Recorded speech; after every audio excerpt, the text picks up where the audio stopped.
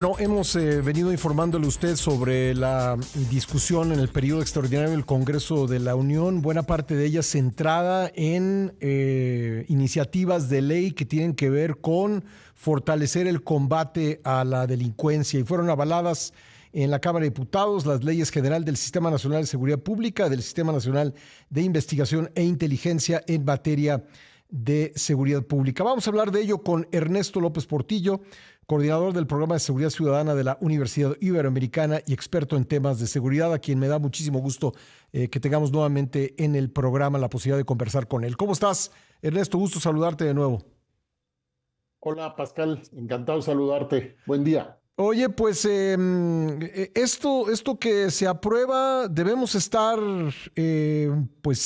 como ciudadanos satisfechos, confiados en que con estas nuevas herramientas los cuerpos de procuración de justicia van a tener los elementos que requieren para combatir la inseguridad, para tratar de reducir la inseguridad a través del combate a la delincuencia. Mira, es interesante que preguntes utilizando la palabra confiados. Eh, a ver, toda reforma genera expectativas. Uh-huh. Esto es normal.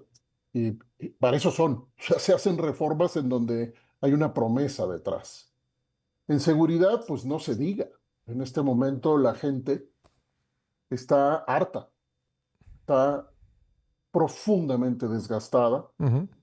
Las personas que son víctimas directas, las que son familiares de víctimas, pero también en general la sociedad está harta de una historia en donde tenemos en realidad ya 20 años con una epidemia de homicidios. Y déjame ilustrar lo que estás diciendo con un caso muy concreto. Ayer en una gasolinería de Santa María la Ribera, un vehículo estaba esperando cargar gasolina y ahí le caen en una moto dos tipos, los asaltan, los balean. Es decir, ese es un ejemplo de hasta dónde hemos llegado, ¿no? Que no puedes ir a una gasolinería y no tener que estar volteando para ver si van a llegar ahí a asaltarte.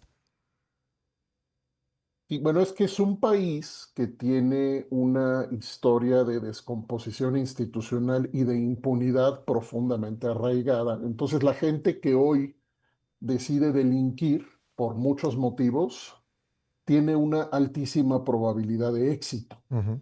y una bajísima probabilidad de consecuencias, de enfrentar consecuencias de ley. Entonces, todo el mundo quiere que eso cambie, sí.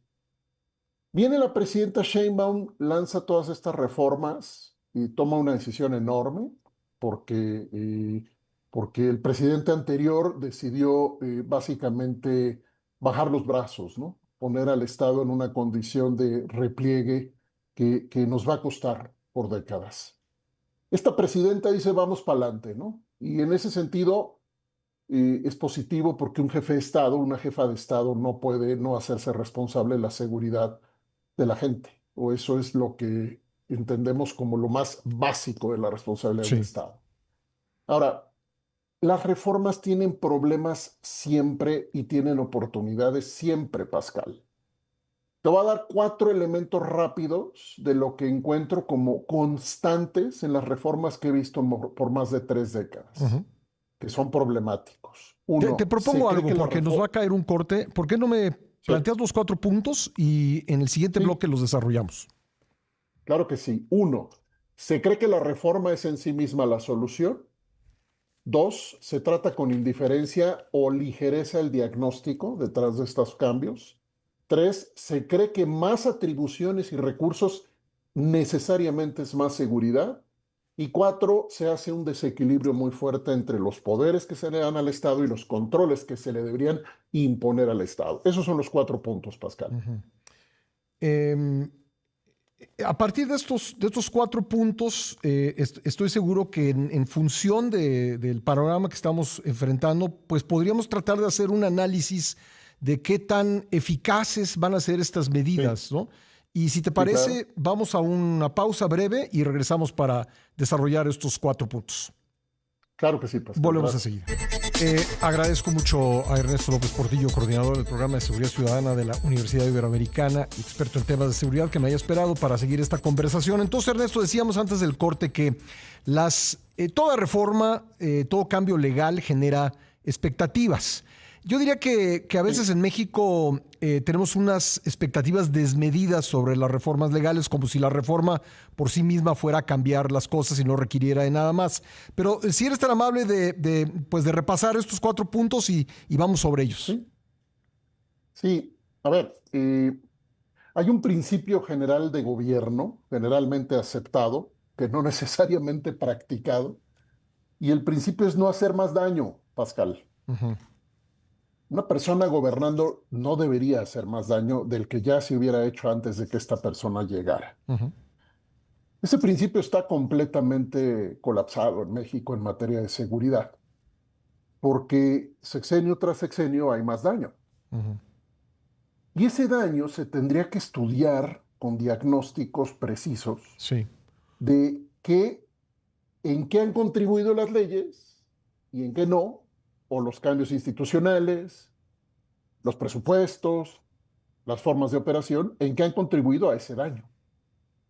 Y ahí estoy en el punto 2. Te dije, se trata con indiferencia y en el mejor de los casos con ligereza el diagnóstico. Ujú, No sabemos, Pascal, cómo se cuenta la historia hoy. Hoy la presidenta Sheinbaum, pero antes López Obrador y antes Peña y antes Calderón, ¿cómo se cuentan la historia ujú, del daño en la calle, Pascal? Daño quiere decir hacer o no hacer los agentes del Estado para protegernos. Y en la seguridad se sabe muy bien que se puede hacer mucho daño cuando se toman malas decisiones. Hay despliegues operativos armados que producen más muertos. Hay despliegues operativos armados que producen menos muertos. Y por eso es tan compleja la seguridad y por eso estas leyes deberían podernos decir lo que se llama, perdóname, pero así se oye quizá muy lejano, se llama teoría de cambio. ujú, Si estoy en A, ¿cómo voy a ir a B? ujú, Esa teoría de cambio implica que estas leyes, o debería implicar que cualquier cambio legal, tiene detrás un argumento que me dice, si yo le doy estas atribuciones a la Secretaría de García Harfuch, voy a tener estos resultados y puedo prever que voy a tener estos resultados porque la implementación, y ujú. esto es clave, la implementación de mi reforma la voy a controlar. Es decir, esa operación con las atribuciones que ahora les doy, la voy a tener bajo control. Entonces, la pregunta, y aquí vienen el 3 y el 4, es si cuando se dan esas atribuciones, también se imponen esos controles. Ujú. Fíjate, Pascal, que aquí en México tenemos una gran confusión con el tema de los controles. Pensamos que controlar limita, entorpece, Ujú. obstaculiza. No es En que el mida, mundo, ¿no? Tendría que medir, ¿perdona? ¿no? Exacto. Ujú, A ver, control, el concepto así básico de ujú, control es gestión, ujú. es un sistema de gestión. Entonces, tú dime, Pascal, ¿en qué parte de tu trabajo tú no haces control de lo que haces? No, pues todo el O tiempo. sea, ¿qué parte no controlas y haces pues lo que sea? Bueno, el Estado mexicano hace muchísimas cosas sin control. Ujú, Por ejemplo, el uso de la fuerza. Y no tenemos los mecanismos de evaluación, fiscalización, revisión, que nos digan, por ejemplo, para qué ha servido la Guardia Nacional, usando la fuerza o no, ujú, qué calidad de investigaciones hace la Guardia Nacional, qué calidad de llenado del informe policial homologado hace la Guardia ujú. Nacional. Fíjate en lo básico de mis preguntas, Sí. Pascal. Yo tengo la Esto que te impresión de pregunto que hoy, era sobre ujú, todo, porque así además hay varias declaraciones en sentido presencia, es decir, presencia y disuasión. Vamos a tener 300 bases de la Guardia Nacional en todo el territorio y cuando los sí. delincuentes pasen enfrente de ellos van a decir, no, mejor no pasamos por ahí porque algo nos puede pasar. O sea, creo que esa era la lógica, a menos de que me equivoque. No, no, puede ser la lógica del discurso. Del discurso, sí. Sí, Pascal, porque mira, ahorita recuerdo un reportaje impresionante de nuestro amigo Pablo Ferri del periódico El País, relatándonos en los caminos de Michoacán la distancia entre un retén de la delincuencia organizada y un retén de la Guardia Nacional, Ujú. 100, 200 metros, 300 metros. Pues una cosa es presencia y otra cosa es prevención y control. Sí, claro. Son dos cosas diferentes. Presencia nos genera la imagen de que nos va a dar seguridad, sí. Uno dice, pues el Estado tiene que estar presente. Sí. Y si hay inseguridad, el Estado tiene que estar presente, pues con personal, si es necesario, armado. Pero ahí empieza la complejidad, Pascal, porque que yo despliegue, y ya lo aprendió, o cuando menos lo debería aprender México, que yo despliegue no significa que yo reduzca la violencia. Sí. Ahí te voy. Con Peña Nieto Calderón andábamos en unos, échale 50,000 personal militar desplegado ayudando en seguridad pública en el país. 50,000. Estamos, si tú sumas hoy personal militar en seguridad pública de Sedena, Ujú. Semar, Guardia Nacional, traemos arriba de 5 veces eso. 250,000. Arriba de 5 veces eso. Sí. Y seguirá creciendo el número. Aquí te puse en el número 3, se cree que más atribuciones y más recursos Ujú. equivale a más seguridad. Ese es un discurso ganador. Sí. Es un discurso ganador. Es como cuando crees que comer más te va a hacer estar mejor.